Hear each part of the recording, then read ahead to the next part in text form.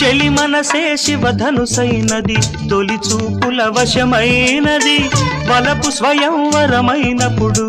గెలువనిది ఏది ఒక బాణము ఒక భార్య అన్నది శ్రీరాముని చిరయసమైనది శ్రీవారు వరమిస్తే సిరులన్నీ నావి తొలి చుక్కవు నీవే చుక్కానివి నీవే తుడిదాకా నీవే మరు జన్మకు నీవే